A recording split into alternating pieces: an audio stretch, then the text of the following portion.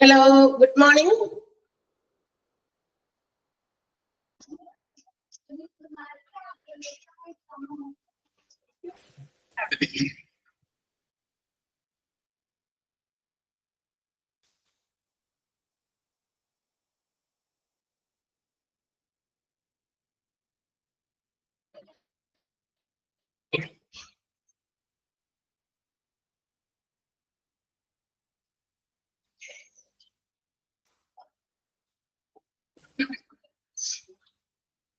Yes, start ചെയ്യാലോ. നോട്ടൊക്കെ എടുത്തില്ലേ കയ്യില്? ഓക്കെ. അപ്പൊ നമ്മള് കഴിഞ്ഞ ദിവസം നിർത്തിയത് എവിടെയാ? Organisation of disaster management at the hospital അല്ലേ? അവിടെ നല്ലേ തുടങ്ങണ്ടേ? അവിടെ വരെയാണ് നമ്മൾ കഴിഞ്ഞ ദിവസം പറഞ്ഞത്. That means triage in the hospital and also at the place of disaster occurrence.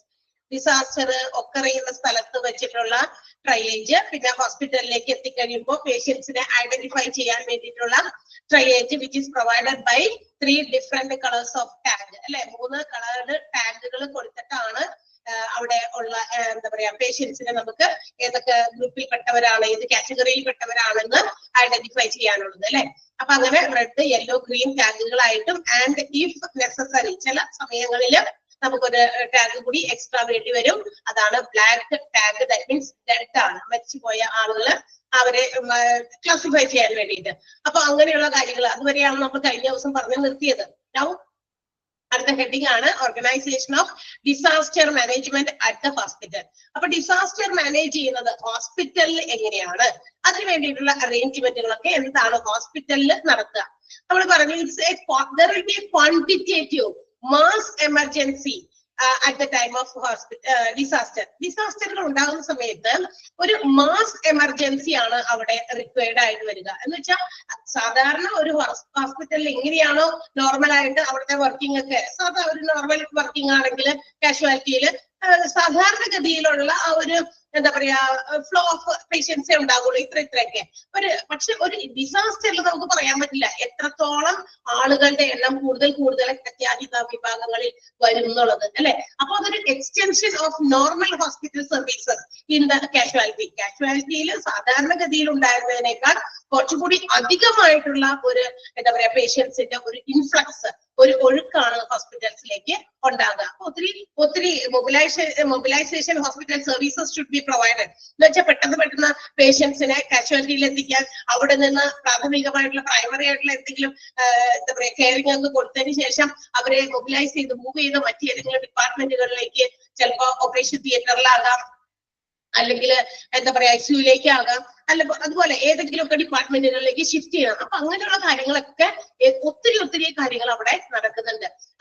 അതാണ് ഫസ്റ്റ് അറേഞ്ച്മെന്റ് നമുക്ക് ചെയ്യേണ്ടത്. അതായത് കാഷ്വാലിറ്റിയിൽ കൊണ്ടുവരുന്ന പേഷ്യൻസിന് പ്രിമിറ്റീവ് ആയിട്ടുള്ള പ്രൈമറി ആയിട്ടുള്ള സർവീസസ് കെയർ കൊടുത്തതിന് ശേഷം they should be shifted or transferred to different departments or units. ഏത് ഡിപ്പാർട്ട്മെന്റിലേക്കാണോ അതാത് സ്ഥലത്തേക്ക് അവരെ പെട്ടെന്ന് തന്നെ മാറ്റണം. അപ്പൊ അതാദ്യം ചെയ്യുന്നു. കാരണം ഒരു ക്വാണ്ടിറ്റി അനുസരിച്ച്, എണ്ണത്തിന്റെ അനുസരിച്ച് അവിടെ ഒരു കൂടുതൽ എമർജൻസി സിറ്റുവേഷൻസ് ആണ് അത്തരം സാഹചര്യങ്ങളിൽ ഉണ്ടാകുക. സോ നമ്മൾ പറയുന്നത് പോലെ തന്നെ every hospital should be prepared for that emergency care. അത്തരം എടുത്തെന്നാണ് പറയുന്നത്. ഇത് ഫുൾ എടുത്തോ? ഇതൊക്കെ നമ്മൾ പറഞ്ഞു അല്ലേ? എവിടെ വരെ എടുത്തു പറഞ്ഞേ? ഡിസാസ്റ്റർ പ്ലാൻ ഒക്കെ കഴിഞ്ഞോ? ഈ ഡിസാസ്റ്റർ ഓർഗനൈസേഷൻ ഐ തിങ്ക് അല്ലെ? ഇവിടെ വരെ ഓക്കെ. അപ്പൊ ഇതൊക്കെ നമ്മൾ പറഞ്ഞു. അപ്പൊ നമ്മളുടെ ഡിസാസ്റ്റർ പ്ലാനിൽ നമ്മൾ ഏറ്റവും കൂടുതൽ ഉൾപ്പെടുത്തേണ്ട കുറച്ച് കാര്യങ്ങൾ, ഇമ്പോർട്ടന്റ് ആയിട്ടുള്ള കാര്യങ്ങളൊക്കെ പറഞ്ഞു അല്ലെ? ഡ്രഗ്സ്, അവർക്ക് വേണ്ട ഡ്രസ്സിങ്, അതുപോലെ മറ്റ് സ്റ്റോഴ്സ്, കൺസ്യൂമബിൾസ് കൊടുക്കേണ്ടത്, അതുപോലെ തന്നെ ഓരോ പെട്ടെന്ന് ഡിസ്ചാർജ് ചെയ്യേണ്ട പേഷ്യൻസ് ഒക്കെ ഉണ്ടെങ്കിൽ അവരെ മാറ്റി ഈ വരുന്ന ഡിസാസ്റ്ററിൽ ആയിട്ടുള്ള വിക്ടിംസിനെ കൊണ്ടുവരാനും അവരെ ട്രാൻസ്ഫർ ചെയ്ത് അതാത് യൂണിറ്റിലേക്ക് കൊണ്ടുപോകാനും, അവിടെ നിലവിലുണ്ടായിരുന്ന പേഷ്യൻസിനെ ഡിസ്ചാർജ് ചെയ്യാൻ പറ്റുന്നവരൊക്കെ ഉണ്ടോ അങ്ങനെ ചെയ്യുന്നു അല്ലെ? ഇതൊക്കെ നമ്മള് അതെ. അപ്പൊ ഇതൊക്കെ ശരി പറയാം. അപ്പൊ അതൊക്കെ നമ്മൾ ചെയ്ത് കഴിഞ്ഞതിന് ശേഷം ഒക്കെ നമ്മൾ ഇത്തരം കാര്യങ്ങളൊക്കെ കണ്ടതാണ്. അതിനുശേഷം നമുക്ക് ഇവിടെ ഡിസാസ്റ്റർ ഓർഗനൈസേഷൻ ഇവിടെ തുടങ്ങിയാണെന്ന് തോന്നുന്നത്. അതിന്റെ ആ ഒരു പാരഗ്രാഫുകൾ കഴിഞ്ഞു. ഇപ്പൊ ഓർമ്മ വന്നു. അത് വേറെ ക്ലാസ്സുകൾ വേറെയും എടുക്കുന്നത് കൊണ്ടേ എവിടെയാണെന്ന് പറയാൻ പറ്റില്ല. അപ്പൊ നമ്മള് വൈൽ ഡിസാസ്റ്റർ ഓർഗനൈസേഷൻ നടത്തുന്ന സമയത്ത് ഇത്തരം കാര്യങ്ങളൊക്കെ നമ്മൾ ഡിസാസ്റ്ററിൽ അറേഞ്ച് ചെയ്യുമ്പോൾ ഒരു ഡിസാസ്റ്ററിന് ഏറ്റവും ഇമ്പോർട്ടന്റ് ആയിട്ട് അതിന്റെ കാര്യങ്ങളൊക്കെ നടത്താൻ വേണ്ടിയിട്ട് ഒരു മെഡിക്കൽ സ്റ്റാഫിന് നമ്മൾ സീനിയർ മെമ്പർ ആയിട്ട് എന്താ ചീഫ് ഓഫ് ഡിസാസ്റ്റർ എന്ന പേരിൽ നമ്മൾ നിയമിക്കണമെന്ന് പറഞ്ഞു, അല്ലെങ്കിൽ നേരത്തെ കുട്ടി കണ്ടു വെക്കണം. അതോടൊപ്പം തന്നെ അദ്ദേഹത്തിന്റെ ആബ്സെൻസിൽ ചിലപ്പോൾ അദ്ദേഹത്തിന് നിലവില് ആ സമയത്ത് അവിടെ ഉണ്ടാവില്ല, ആളുടെ ഡ്യൂട്ടീസ് ഒക്കെ ഏറ്റെടുക്കാൻ പറ്റിയ ഒരാളെ അയാളെ അസൈൻ ചെയ്തിരിക്കണം ആ ഡ്യൂട്ടീസ്. അപ്പൊ ഒരു ഡെപ്യൂട്ടി ഒരു ചീഫ് ഓഫ് ഡിസാസ്റ്റർ കൂടി നമ്മളവിടെ കരുതി വെക്കണം. കാരണം എല്ലാ സമയത്തും ഇങ്ങനെയുള്ള എന്താ പറയാ ചില പ്രഥമ പൊസിഷൻസ് ഏറ്റവും ഇമ്പോർട്ടന്റ് ആയിട്ടുള്ള പൊസിഷൻ വഹിക്കുന്നവർക്കൊക്കെ ഒരു എന്താ പറയാ ഒരു സെക്കൻഡ് പേഴ്സണെ കൂടി നമ്മൾ നിയമിക്കും അല്ലെ, സെക്രട്ടറി അല്ലെ, അതുപോലെ തന്നെ ചീഫ് സെക്രട്ടറി ഉണ്ടായിരിക്കും, അതുപോലെ തന്നെ അതിന്റെ ഒരു എന്താ പറയാ ഡെപ്യൂട്ടി സെക്രട്ടറിയും ഒക്കെ ഉണ്ടായിരിക്കും.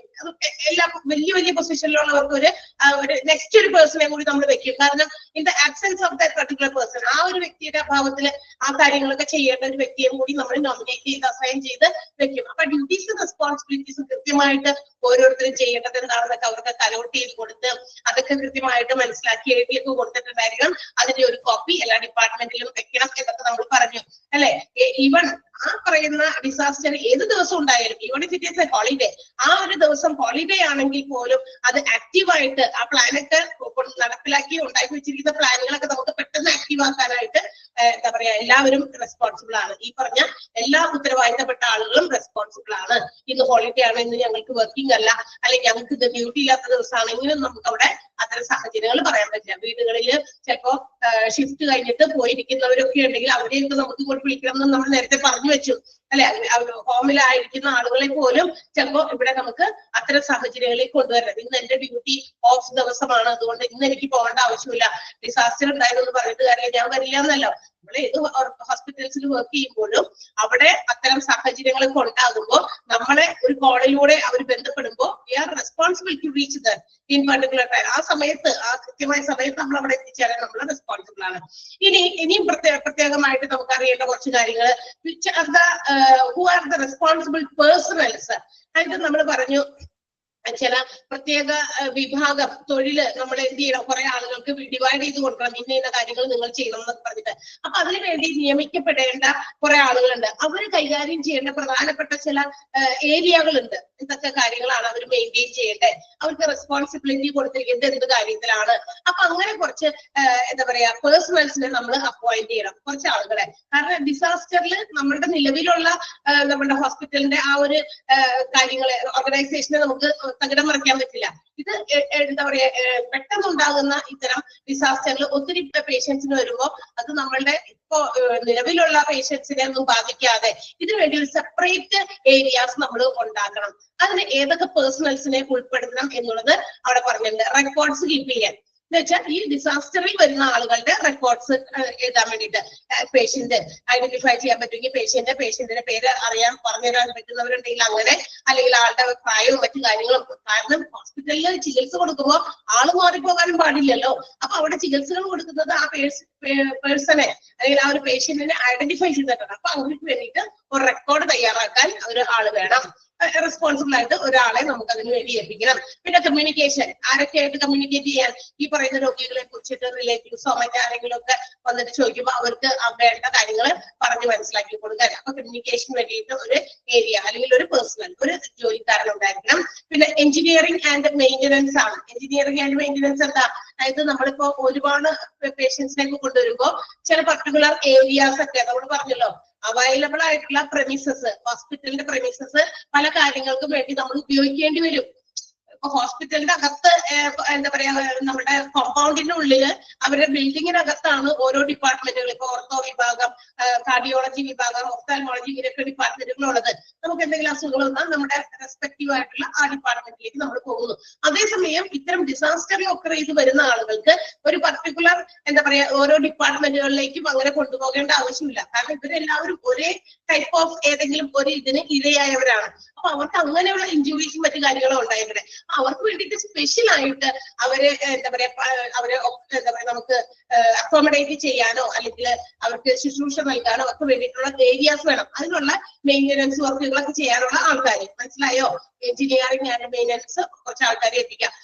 വേഗം അവിടെയൊക്കെ നമുക്ക് പെട്ടെന്ന് ഉണ്ടാക്കേണ്ട ചില എന്താ പറയാ ചിലപ്പോ എന്തെങ്കിലും മറിച്ചിട്ടോ അല്ലെങ്കിൽ അങ്ങനെയൊക്കെ പെട്ടെന്ന് ഒരു ഏരിയ നമുക്ക് ഉണ്ടാക്കണം. അങ്ങനെ വരുമ്പോൾ കുറച്ച് അങ്ങനെയുള്ള ആൾക്കാരെ, പണിക്കാരും ജോലിക്കാരൊക്കെ നമുക്ക് ഹോസ്പിറ്റൽസിൽ ആവശ്യം വരും. പിന്നെ പല സാധനങ്ങളും സപ്ലൈ ചെയ്യാൻ, മെഡിസിൻസ് ആകാം, ഫുഡ് ആകാം, മറ്റേതെങ്കിലും തരത്തിലുള്ള ഡ്രസ്സിംഗ് മെറ്റീരിയൽസും ഒക്കെ സപ്ലൈ ചെയ്യാൻ പറ്റിയ കുറച്ച് ആൾക്കാരെ, അതിനു വേണ്ടിയിട്ടുള്ള ജോലിക്കാരെയും റെഡിയാക്കി വെക്കണം. ട്രാൻസ്പോർട്ടേഷൻ ഓഫ് പേഷ്യൻസിനെ അങ്ങോട്ടേക്ക് ഇങ്ങോട്ടേക്കൊക്കെ ഷിഫ്റ്റ് ചെയ്യാൻ, എന്ന് വെച്ചാൽ ചിലപ്പോ രോഗികളെ സംഭവം നടന്ന സ്ഥലത്ത് നിന്ന് കൊണ്ടുവരാനായിരിക്കാം, ചിലപ്പോ അവിടെ ആ ഫെസിലിറ്റി ഇല്ലാത്തതുകൊണ്ട് ആ പേഷ്യന്റിനെ വേറെ ഏതെങ്കിലും സ്ഥലത്തേക്ക് ഷിഫ്റ്റ് ചെയ്യാനായിരിക്കാം, അല്ലെങ്കിൽ ഉള്ള പേഷ്യൻസിനെ ഇവിടെ നിന്ന് വേറെ അടുത്തുള്ള സ്ഥലത്തേക്ക് വലിയ കുഴപ്പമൊന്നും ഇല്ലാത്തവരൊക്കെ മാറ്റി പാർപ്പിക്കാനായിരിക്കാം. എന്തായാലും ഒരു ട്രാൻസ്പോർട്ടേഷൻ ഫെസിലിറ്റി അവൈലബിൾ ആകുന്ന രീതിയിൽ അങ്ങനെയുള്ള ചില ആളുകൾക്ക് ഉത്തരവാദിത്തങ്ങൾ കൊടുക്കണം, ട്രാൻസ്പോർട്ട് ചെയ്യാനായിട്ട് പേഷ്യൻസിനെ. ഓക്കെ.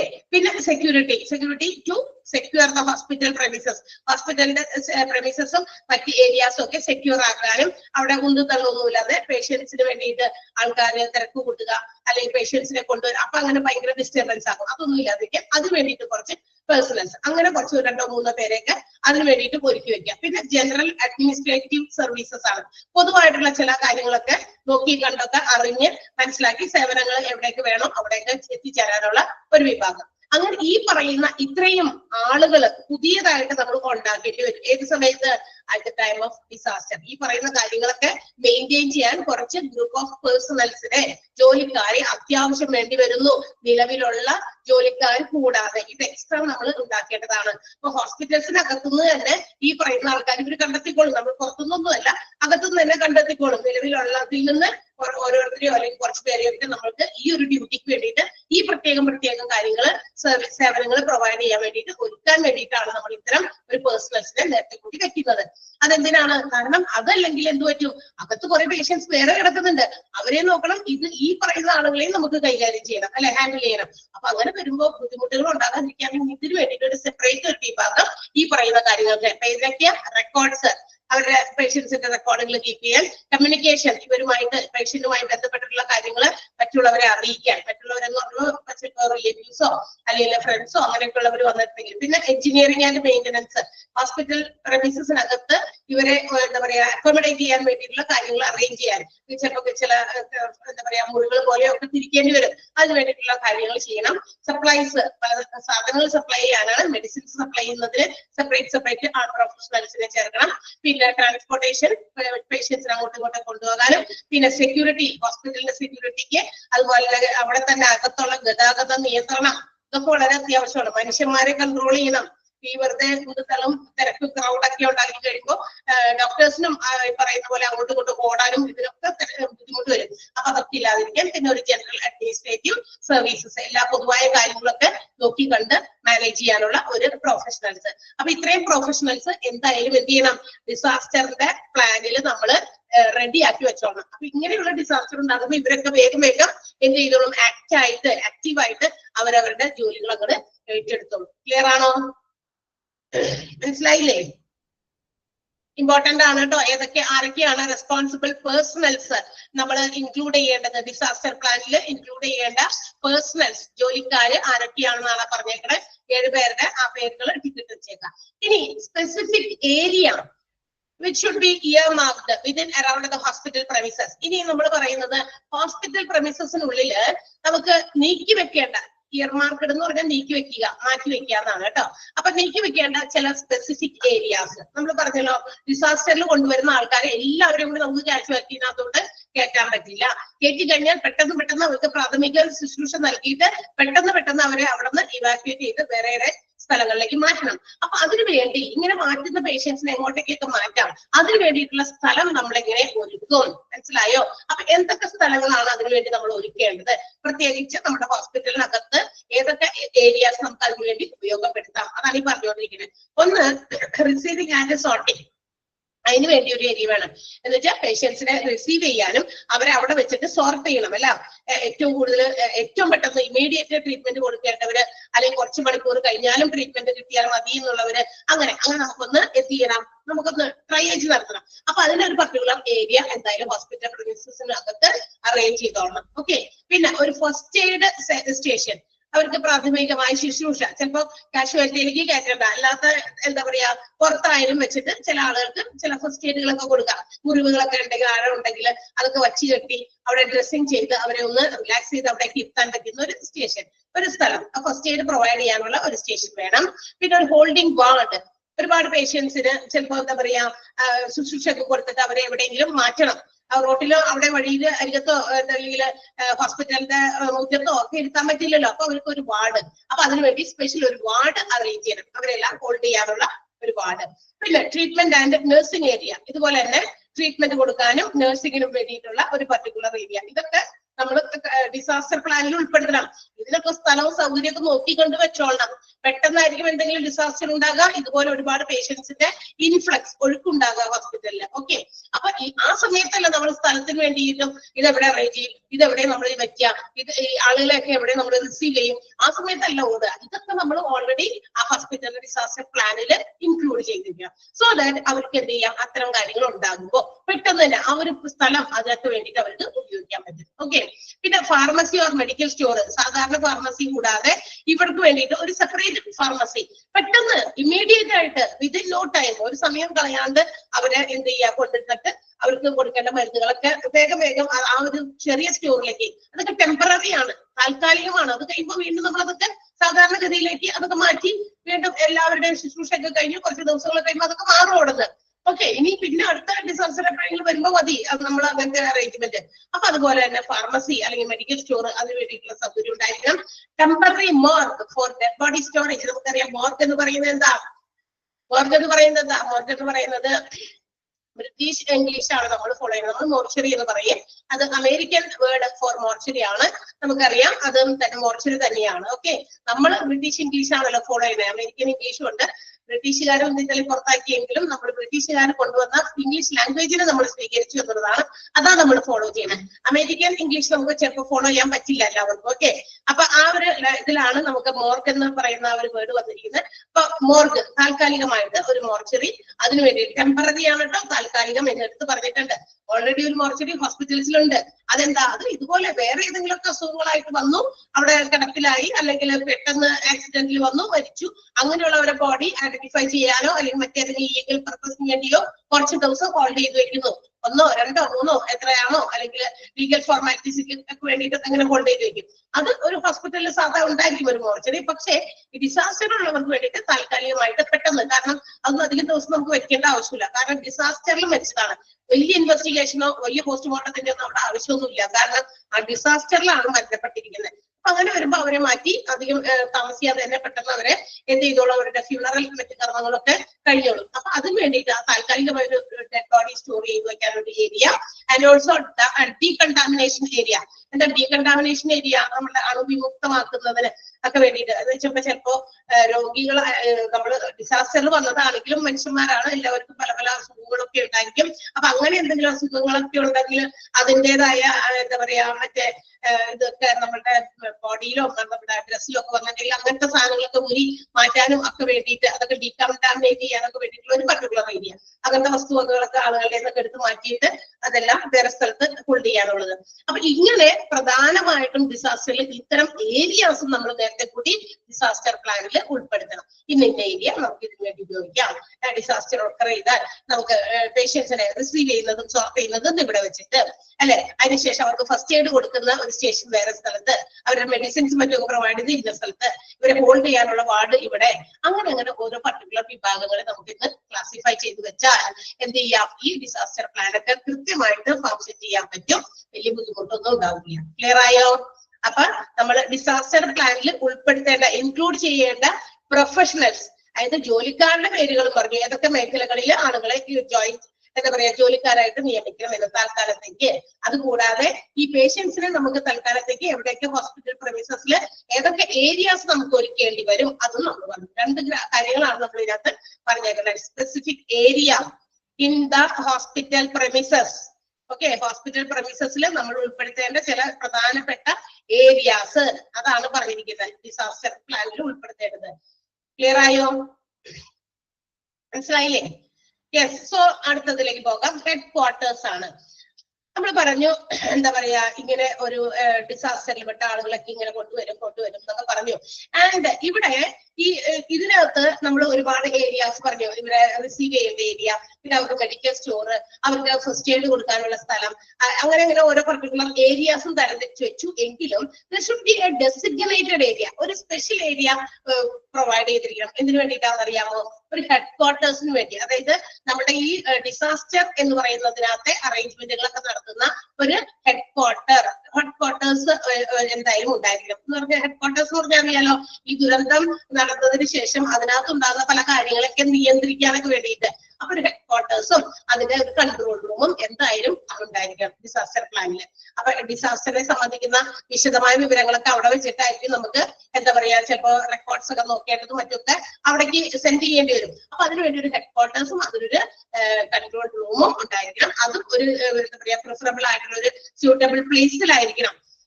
മിക്കവാറും അതൊരു അഡ്മിനിസ്ട്രേഷൻ ബ്ലോക്കിന്റെ അവിടെയൊക്കെയാണ്. അതായത് പല കാര്യങ്ങളും തീരുമാനങ്ങളും മാനേജ്മെന്റ് ഒക്കെ നടക്കുന്ന ആ ഒരു ഏരിയയിൽ ആയിരിക്കണം എന്ത് ചെയ്യേണ്ടത്, നമുക്ക് ഈ ഒരു ഹെഡ് ക്വാർട്ടേഴ്സ് അല്ലെങ്കിൽ കൺട്രോൾ റൂം നമ്മൾ പ്രിഫർ ചെയ്യുന്നത്, അല്ലെങ്കിൽ ഡിസാസ്റ്ററിൽ അവർ ഉദ്ദേശിക്കുന്നത്. അതിനൊരു സ്യൂട്ടബിൾ പ്ലേസ് ഉണ്ടായിരിക്കണം. ഇനി മാത്രമല്ല, inside the hospitals if they can vacate some rooms, പറ്റുന്ന ഏതെങ്കിലും റൂമുകളൊക്കെ ഉണ്ടെങ്കിൽ വെക്കേറ്റ് ചെയ്യാൻ പറ്റുന്ന, അതായത് നമുക്ക് ഒഴിവാക്കിയെടുക്കാൻ പറ്റുന്ന റൂമുകൾ, അതൊക്കെ വേണ്ടി നമുക്ക് ഒരു ഷെൽട്ടർ ആയിട്ടും അതുപോലെ തന്നെ അതിന്റെ അടുത്ത് തന്നെ വേറെ ആൾക്കാരെ ഉൾപ്പെടുത്താനൊക്കെ വേണ്ടിയിട്ട് കുറച്ച് റൂമുകളൊക്കെ വേണമെങ്കിൽ നമുക്ക് ഹോസ്പിറ്റൽസിനകത്ത് നിന്ന് തന്നെ ഒഴിവാക്കിയെടുക്കാം. ടെമ്പററി ആയിട്ടുള്ള ഷെൽട്ടറിന് വേണ്ടിയിട്ട് ആളുകൾക്ക് താമസിക്കാൻ, അല്ലെ ആളുകളെ നമുക്ക് ഇവാക്യുവേറ്റ് ചെയ്ത് അവിടേക്ക് കൊണ്ടുവന്ന് ഒരു ഷെൽട്ടർ പോലെയൊക്കെ ഉണ്ടാക്കാനായിട്ട് ഫ്യൂ റൂംസ് നമുക്ക് എന്ത് ചെയ്യാം, ഹോസ്പിറ്റൽസിനകത്ത് തന്നെ നമുക്ക് മാറ്റി എടുക്കാം, ചേഞ്ച് ചെയ്യാം തൽക്കാലത്തേക്ക്. അപ്പൊ കൺട്രോൾ റൂം എപ്പോഴും ആ എക്സിസ്റ്റിംഗ് ആയിട്ടുള്ള അഡ്മിഷൻ, അതായത് ഈ ഡിസാസ്റ്ററിൽ കൊണ്ടുവരുന്ന ആൾക്കാരെ ആദ്യം തന്നെ പ്രവേശിക്കുന്ന സ്ഥലം ഉണ്ടല്ലോ, അഡ്മിഷൻ, അവരുടെ അല്ലെങ്കിൽ രജിസ്ട്രേഷൻ പോയിന്റ്, അവിടെ വെച്ചിട്ട് അവിടെ തന്നെ ആയിരിക്കണം, അതിന്റെ അടുത്ത് തന്നെ ആയിരിക്കണം മിക്കവാറും കൺട്രോൾ റൂം ഏർപ്പെടുത്തേണ്ടത്. കാരണം അവിടെ വെച്ചിട്ടായിരിക്കും കാഷ്വാലിറ്റീസ് ആയിട്ട് ഇങ്ങനെ നമുക്ക് തരംതിരിക്കാനൊക്കെ പറ്റുക പെട്ടെന്ന്. അപ്പൊ കൺട്രോൾ റൂം ഈ പറയുന്ന അതിന്റെ അടുത്ത് തന്നെ അഡ്മിഷൻ പോയിന്റ് അല്ലെങ്കിൽ രജിസ്ട്രേഷൻ പോയിന്റിന്റെ അടുത്ത് തന്നെ നിയറസ്റ്റ് പ്ലേസിൽ തന്നെയായിരിക്കണം സിറ്റുവേറ്റ് ചെയ്യേണ്ടത്. ഒരു ഹെഡ് ക്വാർട്ടേഴ്സ് ഉണ്ടായിരിക്കണം, അതിന്റെ കൺട്രോൾ റൂമും ഉണ്ടായിരിക്കണം. പിന്നെ കുറച്ച് സ്ഥലങ്ങളൊക്കെ നമുക്ക് ഹോസ്പിറ്റൽസിനകത്ത് നമുക്ക് വെക്കേറ്റ് ചെയ്യിപ്പിച്ച് എന്തെങ്കിലും ഒഴിവ് വരുന്ന മുറികൾ, ഒഴിഞ്ഞു കിടക്കുന്ന മുറിയൊക്കെ ഉണ്ടെങ്കിൽ അതൊക്കെ ക്ലീൻ ചെയ്ത് നമുക്ക് ഇവർക്ക് ഷെൽട്ടർ ആയിട്ടൊക്കെ ഉപയോഗിക്കാൻ പറ്റും. ഓക്കെ, ക്ലിയർ ആയോ? ഹെഡ് ക്വാർട്ടേഴ്സ് എന്താണെന്ന് മനസ്സിലായോ? ഹെഡ് ക്വാർട്ടേഴ്സിന്റെ ആ സെന്റൻസ് ഒന്ന് അണ്ടർലൈൻ ചെയ്തേ. Headquarters, a designated area will need to be provided for the headquarters of the disaster organization and its control room. അതിന്റെ അടുത്ത സെന്റൻസും ഈ head quarters, this could be എന്ന് പറയുന്നത് ദിസ് മാറ്റി അവിടെ ഹെഡ് ക്വാർട്ടേഴ്സ് തന്നെ കൂട്ടി വായിക്കണം. Head quarters could preferably be done in a suitable place in the existing administrative block. By vacating a few rooms or temporary shelter may be erected at a suitable nearby places. ഏതെങ്കിലും റൂമുകളൊക്കെ ഒഴിവാക്കി നമുക്ക് control റൂമോ head quarters ഒക്കെ ആക്കി മാറ്റാം. എന്തിനു വേണ്ടിയിട്ട്? നമ്മളുടെ ഈ പറയുന്ന അവിടെയുള്ള മുറികളൊക്കെ വേണമെങ്കിൽ വെക്കേറ്റ് ചെയ്യിപ്പിച്ചിട്ട് ഒഴിഞ്ഞു കിടക്കുന്നുണ്ടെങ്കിൽ അതൊക്കെ ക്ലീൻ ചെയ്ത് നമുക്ക് ഇതിന് വേണ്ടിയിട്ട് അത് ഉപയോഗിക്കാൻ പെട്ടെന്ന് തന്നെ. അതോടൊപ്പം തന്നെ അതിനകത്ത് എന്തെങ്കിലുമൊക്കെ വേറെ മുറികളൊക്കെ ഉണ്ടെങ്കിൽ ഷെൽട്ടർ ആയിട്ടൊക്കെ ഉപയോഗിക്കാം. അതും ഇമ്പോർട്ടന്റ് ആണ്. ഇനി അടുത്ത സെന്റൻസും അണ്ടർലൈൻ ചെയ്യണം. കൺട്രോൾ റൂം എവിടെയായിരിക്കണം എന്ന്, എക്സിസ്റ്റിംഗ് അഡ്മിഷൻ അല്ലെങ്കിൽ രജിസ്ട്രേഷൻ പോയിന്റിന്റെ അടുത്തായിരിക്കണം. ആ സെന്റൻസും അണ്ടർലൈൻ ചെയ്യാം.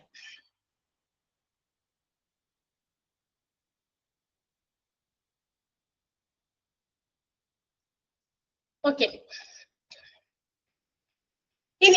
ഇനി ചില പ്രധാനപ്പെട്ട ഉദ്യോഗസ്ഥരെയും ഈ ഒരു ഡിസാസ്റ്റർ പ്ലാനിൽ നമുക്ക് സ്ഥലങ്ങൾ കൊടുത്ത് ഇന്ന സ്ഥലത്തൊക്കെ അവരെയും നമ്മൾ ഓക്യുപ്പൈ ചെയ്യണം. എന്ന് വെച്ചാൽ ചില ഇമ്പോർട്ടന്റ് ആയിട്ടുള്ള ഒഫീഷ്യൽസിനെ, ചില ഉദ്യോഗസ്ഥരെയും സഫീഷ്യന്റ് സ്പേസ് പ്രൊവൈഡ് ചെയ്ത് അവർക്കും കൂടി അവിടെ ഒരു സ്ഥാനം കൊടുക്കണം. ആരെയൊക്കെയാണ് നമ്മൾ ആ സമയത്ത് ഡിസാസ്റ്റർ സമയത്ത് കൊണ്ടുവരേണ്ട ചില ഇമ്പോർട്ടന്റ് ആയിട്ടുള്ള ഒഫീഷ്യൽസ് എടുത്ത് പറയുന്നുണ്ട്. Medical director, administrative chief, stores and supply officer, communication officer, public relations officer, transport officer, hospital keeping and sanitation officer, security control officer and nursing officer. ഇവരൊക്കെ അത്യാവശ്യമാണ് നമ്മുടെ ഡിസാസ്റ്റർ സമയത്ത് ആ എന്താ പറയുക ഉദ്യോഗസ്ഥരായിട്ട് ഇവരൊക്കെ അവിടെ വേണം.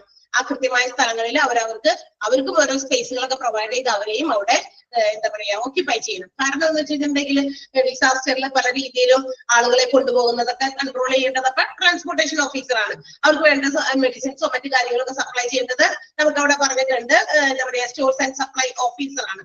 അപ്പൊ ഓരോന്നിനും അതിൻ്റെതായ ഓഫീസേഴ്സ് വേണം. അവരായിരിക്കും പറയാ ഇന്നത് എത്തിച്ചു കൊടുക്കും, ഇന്നത് അവിടെ എത്തിക്കും, ഇവിടെ എത്തിക്കും എന്നൊക്കെ. അപ്പൊ അത് കൊടുക്കാൻ കമാൻഡ് ചെയ്യാൻ അല്ലെങ്കിൽ ഇന്ന സാധനങ്ങൾ വേണമെന്നൊക്കെ പറയാൻ എന്താ പറയാ അധികാരപ്പെട്ട ആളുകളാണ് ഈ ഒഫീഷ്യൽസ്. അപ്പൊ അവര് നിർദ്ദേശിക്കുന്ന രീതിയിലായിരിക്കും ബാക്കിയുള്ള സ്റ്റാഫുകളൊക്കെ റെസ്പോണ്ട് ചെയ്യാം. അപ്പൊ അതിന് വേണ്ടിയിട്ട് ഈ പറയുന്ന ഒഫീഷ്യൽസ് നിർബന്ധമായിട്ടും ഡിസാസ്റ്റർ സമയത്ത് ഉണ്ടായിരിക്കണം. അവർക്ക് സഫീഷ്യന്റ് ആയിട്ടുള്ള സ്പേസും പ്രൊവൈഡ് ചെയ്തിരിക്കണം. ക്ലിയർ ആണോ? സഫീഷ്യന്റ് സ്പേസ് ആർക്കൊക്കെ വേണ്ടിയിട്ടുള്ളതാണ് എന്നുള്ളത് ടിക്ക് ചെയ്തേക്കാം കേട്ടോ. ആർക്കൊക്കെയാണ് നമ്മൾ സഫീഷ്യന്റ് ആയിട്ടുള്ള സ്പേസ് ഏതൊക്കെ ഒഫീഷ്യൽസിന് വേണ്ടി മാറ്റി വെക്കണം?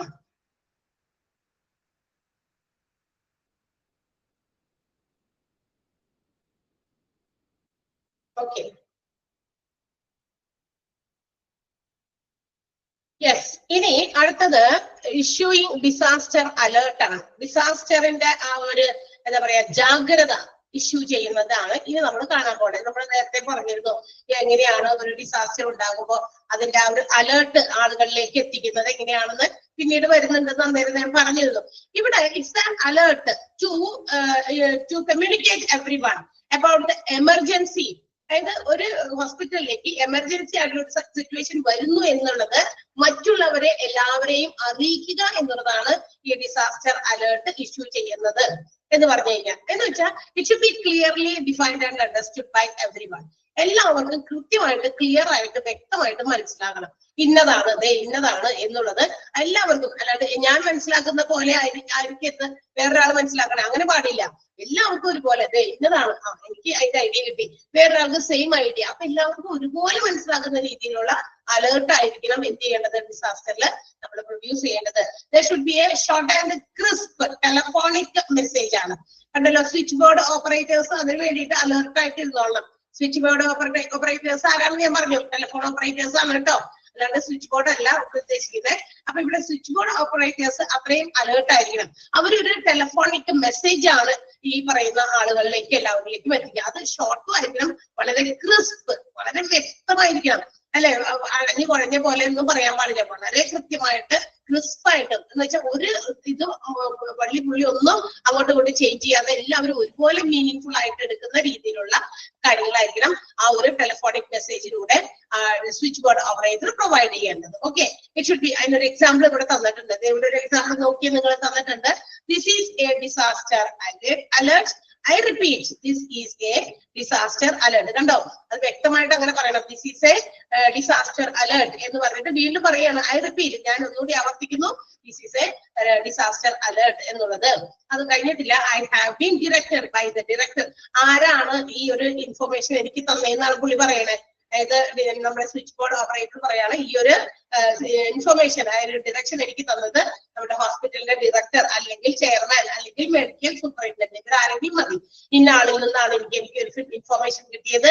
എന്ത്? To inform you that due to the occurrence of an earth ഉണ്ടായതിന്റെ സാഹചര്യത്തിൽ നിങ്ങളെ അറിയിക്കാൻ എന്നോട് പറഞ്ഞിരിക്കുന്നു. ആര് പറഞ്ഞിരിക്കുന്നു?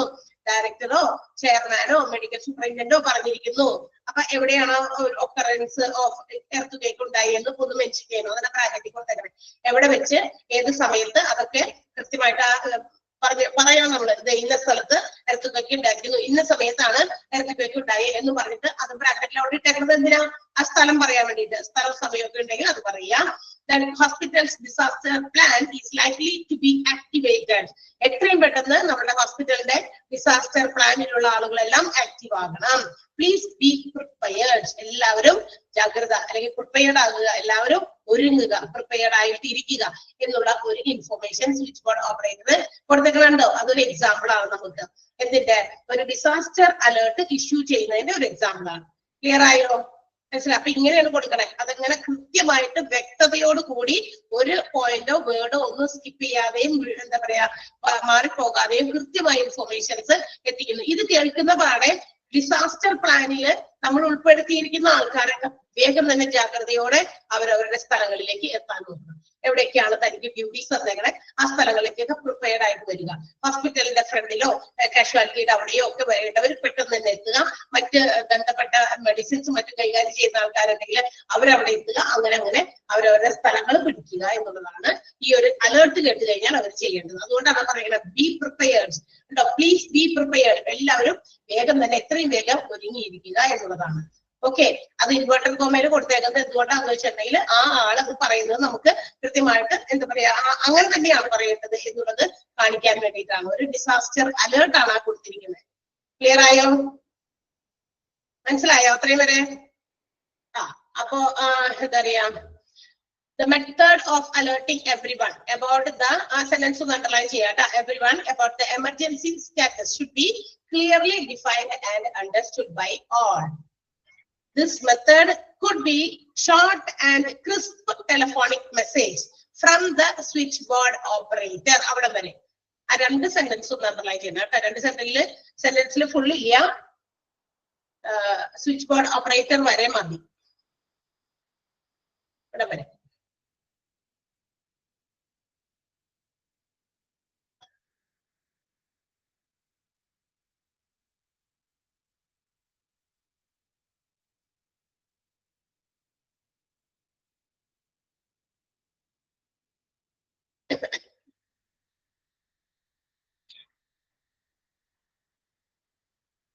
ഓക്കെ.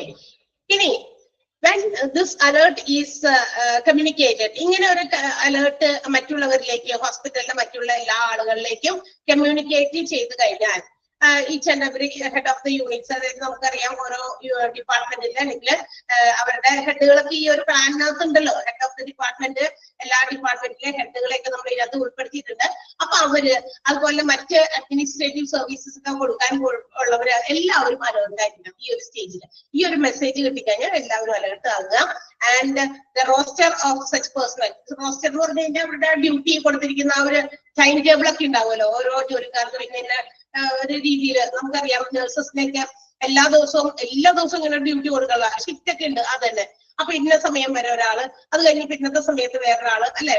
നമുക്കറിയാം ഹോസ്പിറ്റൽസ് ഒക്കെ 24 hours വർക്കിംഗ് ആണ്. അപ്പൊ അവിടെ ജോലിക്ക് ചെയ്യുന്നവരും അപ്പൊ 24 hours വേണം. പക്ഷെ ഒരാൾ തന്നെ എല്ലാ 24 hours നിൽക്കാണോ? അല്ല, ആൾക്ക് മാറ്റി ആളെ മാറ്റുന്നു. 24 hours വർക്കിംഗ് ആണെങ്കിൽ ഒരു നഴ്സ് കഴിഞ്ഞു അടുത്ത ഷിഫ്റ്റിലേക്ക് അടുത്ത ആളെ നമ്മൾ കൊടുക്കും, അല്ലെ? അത് എല്ലായിടത്തും ഒക്കെ അങ്ങനെയുണ്ട് ഹോസ്പിറ്റൽസിൽ. അപ്പൊ ആ പേഴ്സണൽസ്, ആ തന്നിരിക്കുന്ന ആ ഡ്യൂട്ടിയിലുള്ള ആളുകൾ ആരൊക്കെയാണോ അവരൊക്കെ എന്ത് ചെയ്യണം? Should be available. Switchboard ഓപ്പറേറ്ററോടക്കം, അതായത് നമ്മുടെ ടെലിഫോണിക് ആയിട്ടുള്ള കാര്യങ്ങൾ കോൺവെർസേഷൻസ് പ്രൊവൈഡ് ചെയ്യുന്ന ആള് അടക്കം എല്ലാവരും ആ ജോലിക്കാരെല്ലാവരും അവൈലബിൾ ആയിരിക്കണം. അവരെല്ലാവരും റെഡി ആയിരിക്കണം. പിന്നെ ഹോസ്പിറ്റലിന്റെ ഡയറക്ടർ ഓഫ് ദ ഹോസ്പിറ്റൽ അല്ലെങ്കിൽ hospital administrator should also be available at the time of telephone. ടെലിഫോണിൽ അവരും എപ്പോഴും എന്താ പറയാ, ടെലിഫോണിൽ തന്നെ അവർ അവൈലബിൾ ആയിരിക്കണം. എന്നുവെച്ചാൽ അവരെ ഫോൺ വിളിച്ചപ്പോൾ തന്നെ കിട്ടണം. ഹോസ്പിറ്റലിന്റെ അഡ്മിനിസ്ട്രേറ്റർ ആയിക്കോട്ടെ, നിങ്ങൾ ഓരോരുത്തരും അപ്പൊ ഡിസാസ്റ്റർ ഒക്കെ ഉണ്ടായി കഴിഞ്ഞാൽ നിങ്ങളിലേക്ക് എപ്പോഴും കോളുകൾ വരാൻ സാധ്യതയുണ്ട്. അപ്പൊ നിങ്ങളും അലേർട്ട് ആയിരിക്കണം നിങ്ങളുടെ ഒരു കോളുമായിട്ട്. പിന്നെ ഒരു ഹോസ്പിറ്റൽ റേഡിയോ പേജിംഗ് സിസ്റ്റം. ഈ റേഡിയോ പേജിംഗ് സിസ്റ്റം എന്ന് കേട്ടിട്ടുണ്ടോ നിങ്ങള്? എന്ന് വെച്ചിട്ടുണ്ടെങ്കിൽ ടു സെൻഡ് അലേർട്സ് ആണ്. നമ്മുടെ റേഡിയോസ് ഒക്കെ ഉപയോഗിച്ചിട്ട് ചെറിയ ചെറിയ മെസ്സേജസ് കൊടുക്കുന്നതാണ്. ഇപ്പൊ എന്താ പറയാ, ഇങ്ങനെ ഒരു ഡിസാസ്റ്റർ ഒക്കെ അറിയുന്നതിനെ കുറിച്ചിട്ട് റേഡിയോ പോലെ എന്താ പറയാ ഒരു അലേർട്ടിംഗ് മെസ്സേജസ് ഷോർട്ടായിട്ട് പ്രൊവൈഡ് ചെയ്യാൻ വേണ്ടിയിട്ടുള്ള ഒരു സിസ്റ്റം അതും ഹോസ്പിറ്റൽസിലൊക്കെ ഉണ്ട്. അങ്ങനെയുണ്ടെങ്കിൽ അതിലൂടെ informations should be disseminated to the departments, മറ്റ് ഡിപ്പാർട്ട്മെന്റുകളിലേക്കൊക്കെ ഈ സിസ്റ്റം ഉപയോഗിച്ച് നമുക്ക് എത്തിയാൽ പേജിംഗ് സിസ്റ്റം ഉപയോഗിച്ചിട്ടും ഇൻഫർമേഷൻസ് ഹാൻഡ് ഓവർ ചെയ്യാനായിട്ട് പറ്റും. അപ്പോ നമ്മുടെ ഹോസ്പിറ്റൽ അഡ്മിനിസ്ട്രേറ്ററും അതുപോലെ തന്നെ ഡയറക്ടർ ഓഫ് ദ ഹോസ്പിറ്റൽ ആരെങ്കിലും ഒക്കെ എപ്പോഴും ആ ടെലിഫോണില് ലൈനില് റെഡി ആയിട്ടുണ്ടായിരിക്കണം. ഡിസാസ്റ്റർ ഒക്കെ ചെയ്തു എന്നുള്ള അലേർട്ട് കേട്ടിരിക്കുന്നു. എല്ലാവർക്കും അതിന് പങ്കുണ്ട്. നിങ്ങൾ പോകും ഞങ്ങൾ പോകുന്നൊന്നുമില്ല. മനസ്സിലായോ? ക്ലിയർ ആയോ? ആ പാരഗ്രാഫ് രണ്ടെണ്ണം കുഞ്ഞത്? യെസ്. അപ്പൊ ഒന്ന് അണ്ടർലൈൻ ചെയ്ത ഇത് അണ്ടർലൈൻ ചെയ്ത ഇത് പറയാം, സെന്റൻസ് പറയാം. അറ്റ് ദിസ് സ്റ്റേജ് എന്ന് വേണ്ട കേട്ടാ. അറ്റ് ദിസ് സ്റ്റേജ് എന്ന് പറയുമ്പോൾ നിങ്ങൾക്ക് മനസ്സിലായിക്കോളണം, അലേർട്ടിന്റെ ഇഷ്യൂ ചെയ്യുന്ന സ്റ്റേജ് ആണ്, ഇഷ്യൂയിങ് ഓഫ് അലേർട്ട് സ്റ്റേജ് ആണ്. should be communicated only to the heads of the units and the heads of administrative services. Alert-inde alert should be communicated only to the heads of the units and the heads of administrative services. ഇത് വേഗം തന്നെ alert ഈ പറയുന്ന head of the ഡിപ്പാർട്ട്മെന്റുകളിലേക്കും administrative services provide ചെയ്യുന്ന ഹെഡിലേക്കും ഒക്കെ ഈ അലേർട്ട് മെസ്സേജ് കൊടുക്കുന്നു. ഇനി അതിന്റെ കൂടെ തന്നെ മറ്റൊരു, if the hospital has A radio paging system ഹോസ്പിറ്റലിൽ ഉണ്ടെങ്കിൽ ഇൻഫോർമേഷൻസ് നമുക്ക് അതിലൂടെയും ആ സിസ്റ്റത്തിലൂടെയും പ്രൊവൈഡ് ചെയ്യാം. റേഡിയോ പോലെ ഒരു കുഞ്ഞു മെസ്സേജ് ആയിട്ട് ഇങ്ങനെ ഒരു എന്താ പറയാ, റേഡിയോ എന്ന് പറഞ്ഞാൽ അറിയാലോ, ഇന്നൊക്കെ പല ഇങ്ങനത്തെ റേഡിയോസും ഉണ്ട്, ആളുകളിലേക്ക് എത്തിക്കാം. ചില പോലീസുകാരുടെ കയ്യിലുണ്ടല്ലേ നമ്മൾ ഇങ്ങനെ ഒരു സാധനം എന്താ പറയാ, ഒരു കാര്യം മെസ്സേജ് അവർക്ക് അപ്പുറത്ത് ഇരിക്കുന്ന അവരുടെ ആളുകളെ, ഏതെങ്കിലുമൊക്കെ ഡിസ്റ്റന്റ് ആയിട്ടിരിക്കുന്ന ആളുകളെ അറിയിക്കാനായിട്ട് ഒരു ചെറിയ ഷോർട്ട് മെസ്സേജസ് അവർ പ്രൊവൈഡ് ചെയ്യുന്നുണ്ട് അല്ലെ, ലാസ്റ്റ് ഓവർ എന്നൊക്കെ പറഞ്ഞിട്ട് കേട്ടിട്ടുണ്ടോ നിങ്ങള്? അതുപോലെ ഇത് ഹോസ്പിറ്റൽസിൽ ഒരു പേജിംഗ് സിസ്റ്റം ഉണ്ട്, അതിനകത്തെ കൂടി അവർക്ക് മെസ്സേജസ് സെൻഡ് ചെയ്യാം ആ ഡിപ്പാർട്ട്മെന്റുകളിലേക്ക്, അങ്ങനെയും പ്രൊവൈഡ് ചെയ്യാൻ പറ്റും. So while issuing alert of disaster alert issue ചെയ്ത് കഴിഞ്ഞു കഴിഞ്ഞാൽ ആ ഡിസാസ്റ്റർ അലേർട്ട് താഴെ പറയുന്ന കുറച്ച് കാര്യങ്ങൾ എന്താക്കണം, അതിനു വേണ്ടിയിട്ടുള്ള ഒരുക്കങ്ങൾ തുടങ്ങണം. They should make some provisions, എന്തെങ്കിലുമൊക്കെ ചില കാര്യങ്ങൾ അറേഞ്ച്മെന്റുകൾ അവര് ആ ഒരു ഡിസാസ്റ്റർ അലേർട്ടിന് വേണ്ടിയിട്ട് അത്തരം ഒരു ഇൻഫോർമേഷൻ കിട്ടിക്കഴിഞ്ഞാൽ റെഡിയാക്കി വെക്കണം. എന്തൊക്കെയാണ്? ഒന്ന്, halting of routine surgeries, conclusion of surgeries going on and transfer of such post-operative cases elsewhere. അതായത് അത്തരം ഒരു അലേർട്ട് മെസ്സേജ് കേട്ടാൽ, നേരത്തെ വായിച്ചു കേട്ടില്ലേ നമ്മള് പുള്ളി പറയുന്നത്, ടെലിഫോൺ ഓപ്പറേറ്റർ പറയുന്നത്, അദ്ദേഹം പറഞ്ഞ ആ ഒരു മെസ്സേജ് കിട്ടിക്കഴിഞ്ഞാൽ ഉടനെ തന്നെ നമ്മൾ പറഞ്ഞു ഹെഡ് ഓഫ് ദ ഡിപ്പാർട്ട്മെന്റിലേക്കും അഡ്മിനിസ്ട്രേറ്റീവ് സർവീസ് കൊടുക്കുന്ന ഡിപ്പാർട്ട്മെന്റിലേക്ക് ഈ മെസ്സേജ് എത്തി. ഇത് കിട്ടിക്കഴിഞ്ഞാൽ ഉടനെ തന്നെ നമ്മൾ ചെയ്യേണ്ട ആദ്യത്തെ കാര്യം ഹോസ്പിറ്റൽസിലെ റുട്ടീൻ സർജറീസ്, എല്ലാ ദിവസവും പതിവായിട്ട് നൽകുന്ന വല്ല സർജറീസ് ഒക്കെ ഉണ്ടെങ്കിൽ അതൊക്കെ നിർത്തിവെക്കണം. പിന്നെ ഏതെങ്കിലും സർജറി ഓൺ ഗോയിങ് ആണെങ്കിൽ, നടന്നുകൊണ്ടിരിക്കുകയാണെങ്കിൽ അത് എത്രയും പെട്ടെന്ന് കംപ്ലീറ്റ് ചെയ്യണം. അല്ലെങ്കിൽ എന്താ പറയാ, മാറ്റിവെക്കാൻ പറ്റുന്ന ഒരു ഓപ്പറേഷൻ സർജറി ആണെങ്കിൽ കുറച്ച് നേരത്തേക്ക് വേണമെങ്കിൽ മാറ്റിവെക്കാം അല്ലെ. അങ്ങനെയുള്ള കാര്യങ്ങൾ അഡ്ജസ്റ്റ്മെന്റുകൾ ചെയ്യണം. കാരണം ഇവിടെ ഭയങ്കര ഇൻഫ്ലക്സ് ഓഫ് കാഷ്വാലിറ്റീസ് വരാൻ പോണെ. എന്ന് വെച്ചാൽ ഡിസാസ്റ്ററിൽ ഒരുപാട് ദുരന്തത്തിൽപ്പെട്ട ആളുകളെ ഒരുപാട് നല്ല രീതിയിൽ ഗൗരവമേറിയ മുറിവുകളോ അല്ലെങ്കിൽ മരിക്കാൻ പോണ അവസ്ഥയിലൊക്കെ ഉള്ളവരൊക്കെയാണ് ഈ കൊണ്ടുവരുന്നത്. അപ്പൊ അവര് നോക്കാൻ വേണ്ടിയിട്ട് ഈ പറയുന്ന കാര്യങ്ങൾ, സർജറി കഴിഞ്ഞതാണെങ്കിൽ കുഴപ്പമില്ല, സാധാരണ സർജറി കഴിഞ്ഞാണെങ്കിൽ പെട്ടെന്ന് അവരെ മാറ്റുക, നടന്നുകൊണ്ടിരിക്കുന്ന സർജറി ആണെങ്കിൽ പെട്ടെന്ന് കംപ്ലീറ്റ് ചെയ്യാൻ പറ്റുന്നതാണെങ്കിൽ അങ്ങനെ കംപ്ലീറ്റ് ചെയ്യുക. അല്ല ഇനിയിപ്പോ ഇത് കുറച്ച് മണിക്കൂർ കഴിഞ്ഞാലും കുഴപ്പമില്ല, അവരെ മാറ്റി വെക്കാൻ പറ്റുകയാണെങ്കിൽ, ട്രാൻസ്ഫർ ചെയ്ത് വെക്കാൻ പറ്റുകയാണെങ്കിൽ അങ്ങനെ ചെയ്യാം. മനസ്സിലായോ? അപ്പൊ ഇങ്ങനെയുള്ള അഡ്ജസ്റ്റ്മെന്റുകൾ സർജറീസിൽ ചെയ്യണം പെട്ടെന്ന്. അല്ലെങ്കിൽ ഇവരെ കൊണ്ടുവന്നു കഴിഞ്ഞാൽ ഇവരെ ചിലപ്പോൾ പെട്ടെന്ന് സർജറി അവർക്ക് പെട്ടെന്ന് നടത്തേണ്ടി വരും, എത്രയും പെട്ടെന്ന്. അങ്ങനെയുള്ള ചില അഡ്ജസ്റ്റ്മെന്റുകൾ ഹോസ്പിറ്റലിൽ എന്തായാലും ചെയ്യണം. പിന്നെ എന്ത് ചെയ്യണം? Clearing of surgical wards and wards of other specialist surgical departments of mobile patients and patients no longer requiring urgent hospital treatment. ഇനി ക്ലിയറിംഗ് ആണ്.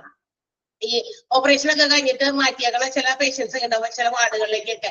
ആ വാർഡുകളിൽ നമുക്ക് മാറ്റാൻ പറ്റുന്നവരെ വലിയ കുഴപ്പമൊന്നുമില്ല, ഇവർക്ക് ഇനി പ്രശ്നമില്ല, നമ്മൾ നന്നായിട്ട് മാറ്റിക്കോട്ടെ എന്ന് വിചാരിച്ച് അങ്ങനെ അഡ്മിറ്റ് ചെയ്തിരിക്കുന്നവരുണ്ടാകും. പക്ഷെ വലിയ കുഴപ്പമില്ല, ഇങ്ങനെയൊക്കെ പോയിട്ട് വീട്ടിൽ പോയാലും ഇതുപോലെ റെസ്റ്റ് എടുത്താൽ മതി, അങ്ങനെയുള്ളവരൊക്കെ ഉണ്ടെങ്കിൽ അങ്ങനെ മാറ്റാം നമുക്ക്. അവരെയും നമുക്ക് ക്ലിയർ ഔട്ട് ചെയ്യാം, പെട്ടെന്ന് തന്നെ അവരെ ഡിസ്ചാർജ് ചെയ്യുക, അങ്ങനെയുള്ള കാര്യങ്ങൾ. പിന്നെ സർജിക്കൽ ഡിപ്പാർട്ട്മെന്റുകളിൽ ഇതുപോലെ മറ്റ് സ്പെഷ്യലിസ്റ്റ് സർജിക്കൽ ഡിപ്പാർട്ട്മെന്റ് ഒക്കെ ഇല്ലേ, ഏതെങ്കിലും സ്പെഷ്യലൈസ്ഡ് ആയിട്ടുള്ള ഏരിയ കോൺസെൻട്രേറ്റ് ചെയ്യുന്ന ഡോക്ടേഴ്സ് അവരുടെ പേഷ്യൻസിനെ അവരുടെ വാർഡിൽ കിടത്തിയിട്ടുണ്ടായിരിക്കും. അങ്ങനെയുള്ള പേഷ്യൻസ്, പിന്നെ മൂവ് ചെയ്യാൻ പറ്റുന്ന പേഷ്യൻസ് വേറെ സ്ഥലത്തേക്കൊക്കെ അങ്ങനെയൊക്കെ ഉണ്ടെങ്കിൽ അവരെയൊക്കെ പെട്ടെന്ന് തന്നെ മാറ്റാം. അവർക്കൊന്നും പെട്ടെന്ന് ഹോസ്പിറ്റലിൽ ട്രീറ്റ്മെന്റ് ആവശ്യമില്ലാത്തവരുണ്ടെങ്കിൽ ദേ ക്യാൻ ബി ഷിഫ്റ്റഡ്. അവരെ മാറ്റാനോ അല്ലെങ്കിൽ ക്ലിയർ ഔട്ട് ചെയ്യാനോ ഒക്കെ ശ്രദ്ധിക്കുക. കാരണം അവിടെയൊക്കെ വീണ്ടും നമ്മൾ ഈ പറഞ്ഞ വിക്ടിംസിനെ കൊണ്ടുവന്ന് നിർത്തിയിട്ട് വരും. അതുകൊണ്ടാണ് അപ്പൊ അങ്ങനെ പറ്റുന്നവരെയൊക്കെ മാറ്റണം, അത് തന്നെ അതാണ് ഉദ്ദേശിക്കുന്നത്. പിന്നെ എസ്റ്റാബ്ലിഷിംഗ് അഡീഷണൽ എമർജൻസി ബെഡ്സ്, പറ്റുന്ന സ്ഥലങ്ങളിൽ ഹോസ്പിറ്റലിനകത്ത് മറ്റേതെങ്കിലും ഏരിയാസിലൊക്കെ നമുക്ക് അഡീഷണൽ ബെഡുകൾ പ്രൊവൈഡ് ചെയ്ത് ഇട്ട് അവിടെ പേഷ്യൻസിനെ ഓക്യുപ്പൈ ചെയ്യാൻ പറ്റുന്നുണ്ടെങ്കിൽ ആ സ്ഥലമൊക്കെ അതിന് വേണ്ടിയിട്ട് അഡീഷണൽ ആയിട്ട് ഉപയോഗിക്കാം. അത്തരം സ്ഥലങ്ങളൊക്കെ. മനസ്സിലായോ? പിന്നെ setting up and information centre, ഹോസ്പിറ്റലിൽ വരുന്ന പേഷ്യൻസിനെ സംബന്ധിക്കുന്ന കാര്യങ്ങൾ ചോദിക്കാനോ പറയാനോ മറ്റെന്തെങ്കിലും ഇൻഫോർമേഷൻസ് കൈമാറാനോ ഒക്കെ ഉണ്ടെങ്കിൽ അതിനുവേണ്ടി ഒരു സെന്റർ ഹോസ്പിറ്റലിൽ താൽക്കാലികമായി എസ്റ്റാബ്ലിഷ് ചെയ്തിരിക്കണം. ഓക്കെ, ഇതൊക്കെ നമ്മളുടെ ഡിസാസ്റ്റർ അലർട്ട് കേട്ട് അപ്പൊ തന്നെ ചെയ്യേണ്ട കാര്യമാണ്. പിന്നെ checking up of stores and supplies, നിലവില് അവരുടെ കയ്യില് ഇവർക്കൊക്കെ കൊടുക്കാനുള്ള മെഡിസിൻസും മറ്റ് സ്റ്റോഴ്സ് മറ്റ് സാധനങ്ങളൊക്കെ വേണ്ടി വരുമല്ലോ. കഴിഞ്ഞ ദിവസം ഞാൻ പറഞ്ഞു അവർക്ക് മെഡിക്കൽ ട്രീറ്റ്മെന്റിന് വേണ്ട ചില എക്യുപ്മെന്റ്സ് ഒക്കെ വേണ്ടി വരും, ചെറുതും വലുതൊക്കെ ആയിട്ട്. അങ്ങനത്തതെല്ലാം ഇവിടെ അവൈലബിൾ ആയിട്ടുണ്ടോ, അതുണ്ടോ എന്ന് നോക്കി അത് ആവശ്യമായിട്ട് കൊണ്ടുവന്ന് അതും സ്റ്റോർ ചെയ്ത് നമ്മുടെ താൽക്കാലിക മെഡിക്കൽ സ്റ്റോറിൽ അറേഞ്ച് ചെയ്യാനുള്ളത്. അപ്പൊ അതൊക്കെ കൊണ്ടുവന്ന് വേഗം പോയി ചെക്ക് ചെയ്യാം. അപ്പൊ ഇത്രയും provisions has to be made at the time of disaster alert. Disaster alert കേട്ട് കഴിഞ്ഞാൽ ചെയ്യേണ്ട ചില പ്രധാനപ്പെട്ട ഒരുക്കങ്ങളാണ് ഈ പറഞ്ഞതെല്ലാം. മനസ്സിലായോ ഏതൊക്കെ ഒരുക്കങ്ങളാണെന്ന്? ക്ലിയർ ആയോ? ഒന്ന് വായിച്ചു നോക്കിയേ ഓരോ പോയിന്റും.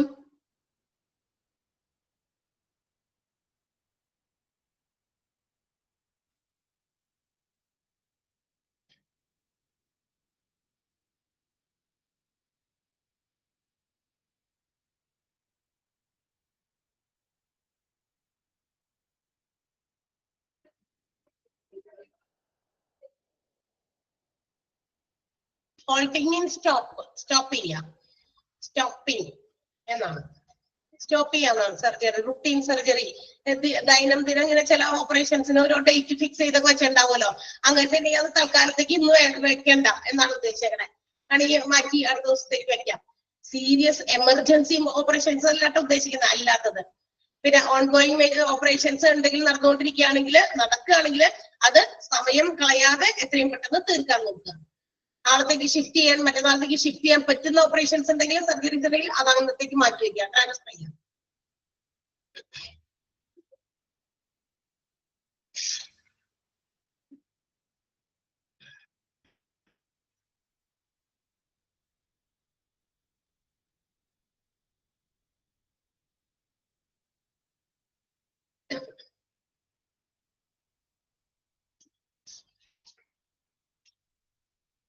അതിൽ വേണമെങ്കിൽ ആ റേഡിയോ പേജിംഗ് സിസ്റ്റം എന്താണെന്ന് ഒന്ന് എഴുതി വെച്ചേക്കാട്ടെ നിങ്ങൾ, ഞാൻ പറഞ്ഞുതരാം. ഒന്ന് എഴുതി വെക്കാം. റേഡിയോ പേജിംഗ് സിസ്റ്റം എഴുതാമോ? ഒന്ന് അറിഞ്ഞിരുന്നോ എന്താണെന്നത്? ഒരു വൺ വേ കമ്മ്യൂണിക്കേഷൻ ആണ്. നമുക്ക് അങ്ങോട്ട് പറഞ്ഞ് കാര്യം മാത്രം അറിയിക്കുക, ഇങ്ങോട്ടേക്ക് അങ്ങനെ വരില്ല. അത് one way communication system, radio paging സിസ്റ്റമിന്റെ ആ മോളിലോ എവിടെയോ എങ്കിലും അതൊന്ന് ഹൈഫൺ ഇട്ടിട്ടോ അല്ലെങ്കിൽ മോളില് മാർജിന്റെ അവിടെ സ്ഥലം ഉണ്ടെങ്കിൽ അവിടെയോ അവിടെ ചുരുക്കി തന്നെ എഴുതി വെച്ചാൽ മതി, വേറെ സ്ഥലത്തൊന്നും ചെയ്തണ്ട. Okay, one way communication system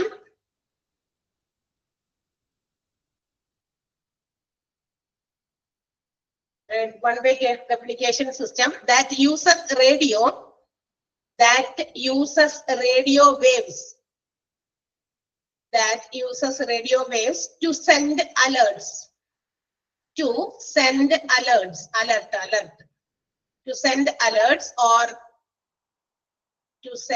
alerts or short messages.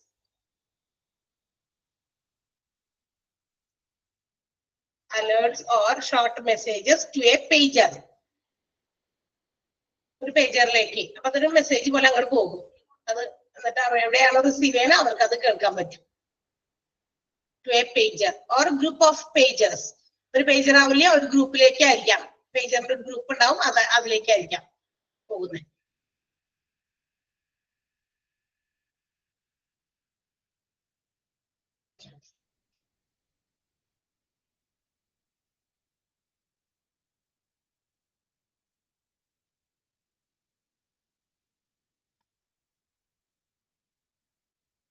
Okay, കഴിഞ്ഞല്ലോ. എല്ലാവർക്കും എഴുതാൻ പറ്റിയോ? Okay, yes. അടുത്തത് ആക്ടിവേഷൻ ഓഫ് ഡിസാസ്റ്റർ പ്ലാൻ ആണ്.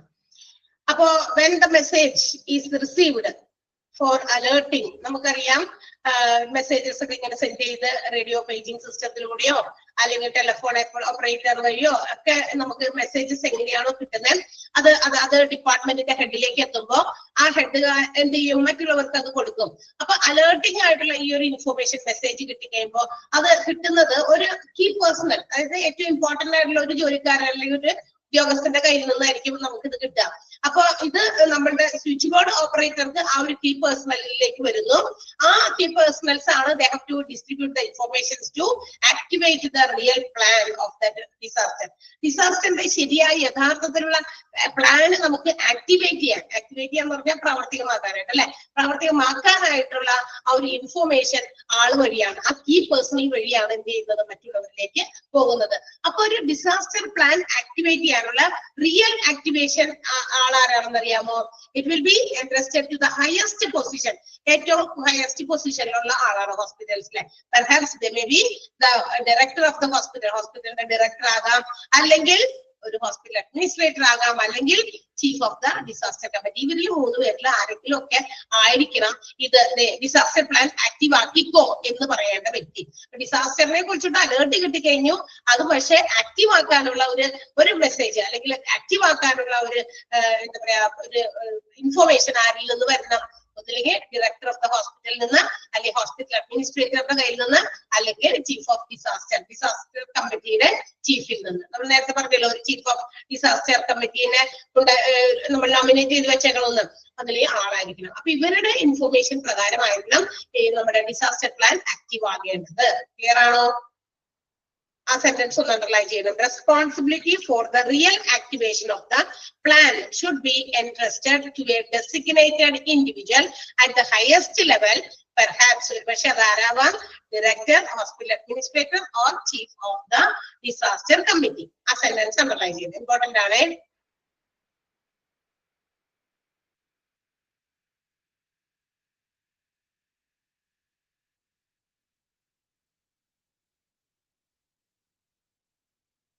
ഓക്കെ,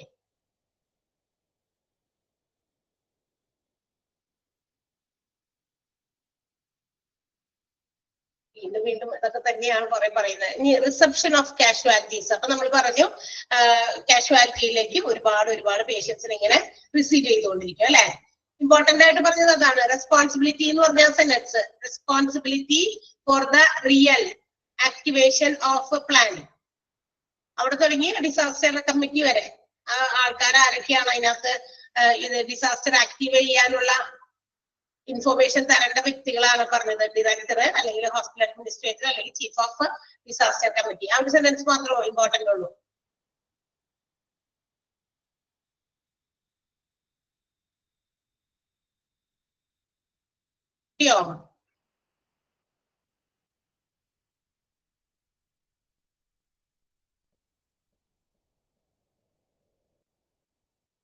ഓക്കെ, അപ്പൊ റിസപ്ഷൻ ഓഫ് കാഷ്വാലിറ്റീസ് ആണ്. നമുക്കറിയാം at the reception area or sorting area, നമ്മുടെ ഹോസ്പിറ്റൽസിൽ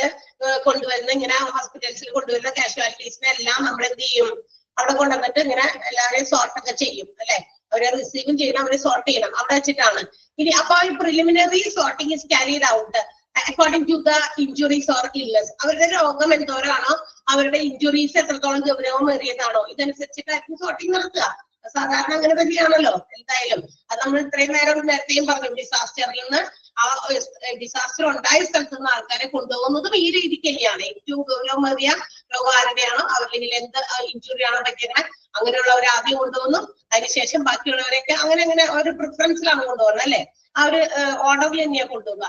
അപ്പൊ ഇവിടെ എത്തിയാലും ആ ഒരു ഓർഡർ അനുസരിച്ചിട്ടാണ് എന്ത് ചെയ്യുന്നത്, പേഷ്യൻസിനെ കൊണ്ടുവരുന്നതും അതുപോലെ തന്നെ കാഷ്വാലിറ്റിയിലേക്ക് കൊണ്ടുപോകേണ്ടത്.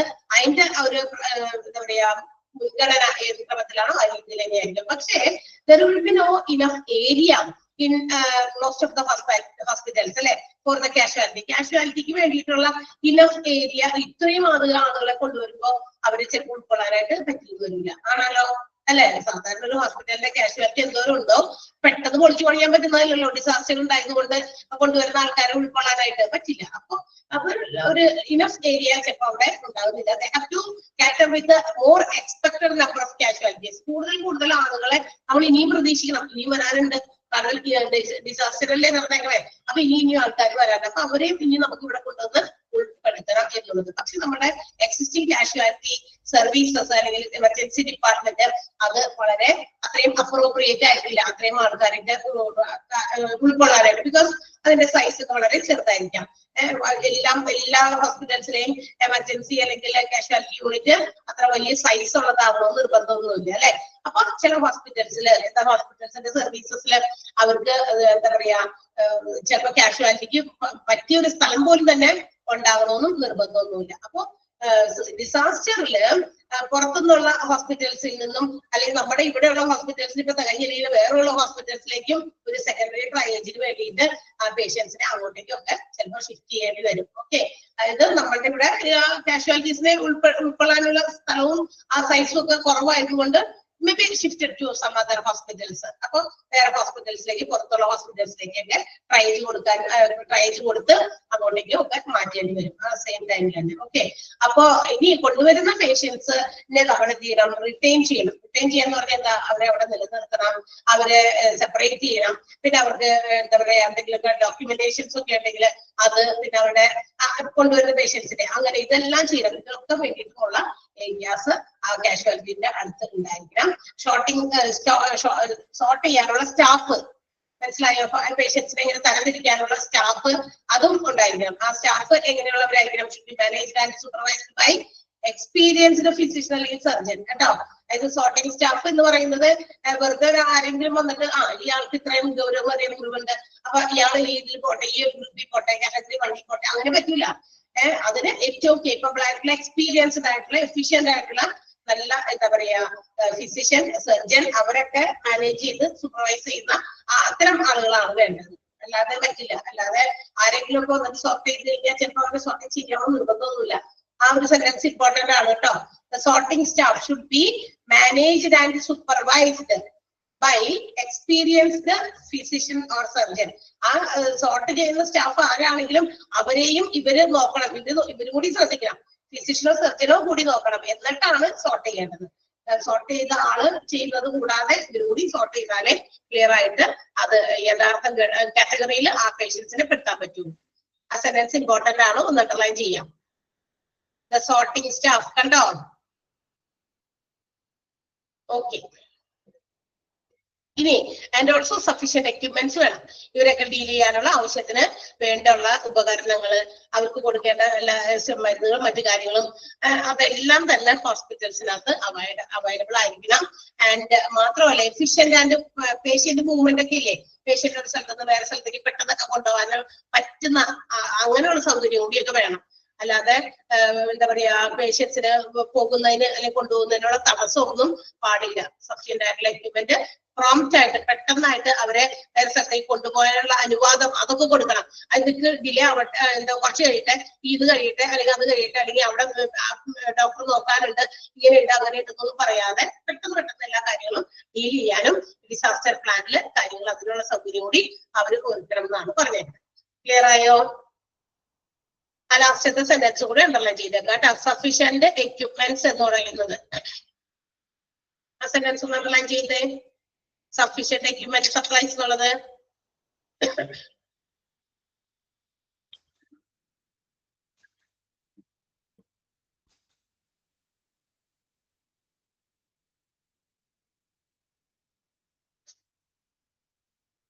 ഒന്ന് വായിച്ചു നോക്കിയാ എന്നിട്ടത്.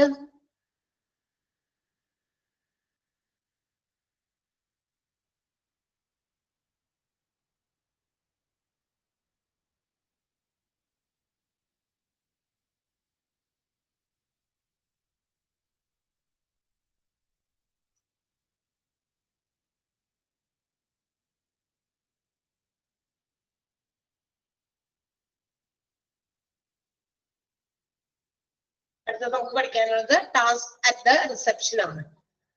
റിസപ്ഷൻ ഏരിയയിൽ എന്തൊക്കെയാണ് ചെയ്യേണ്ടത്, ഓരോ ജോലിക്കാരും ഓരോ ഉദ്യോഗസ്ഥരും വന്നിട്ട് റിസപ്ഷനിൽ എന്തൊക്കെ കാര്യങ്ങൾ ചെയ്യണം, അതിന് എത്ര ആൾക്കാർ വേണം, ആരൊക്കെ എന്തൊക്കെ ചെയ്യേണ്ടതെന്നുള്ള ഒരു കാറ്റഗറൈസേഷൻ ആണ് അടുത്തത് കൊണ്ടുവരുന്നത് കേട്ടോ. അത് നമ്മളിപ്പോ എടുക്കുന്നില്ല, ഇവിടെ വരെ വായിച്ചു നോക്കുക. റിസപ്ഷൻ ഓഫ് കാഷ്വാലിറ്റീസ് ഒന്ന് വായിച്ചു നോക്കുക.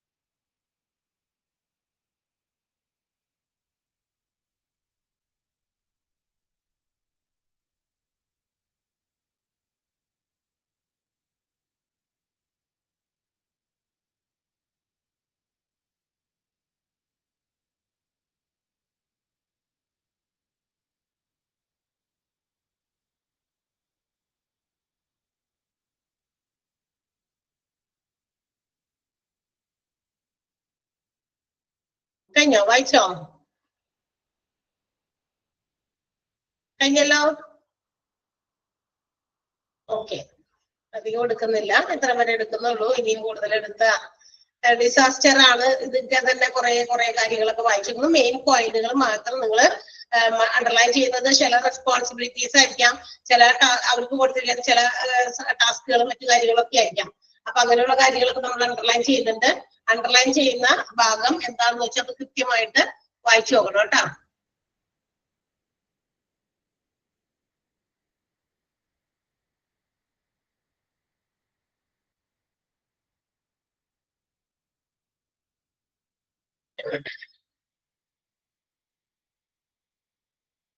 Okay, so see you. അടുത്ത ദിവസം കാണാം. അതുവരെ നന്നായിട്ട് വായിച്ചൊക്കെ നോക്കി വരിക. Okay, thank U.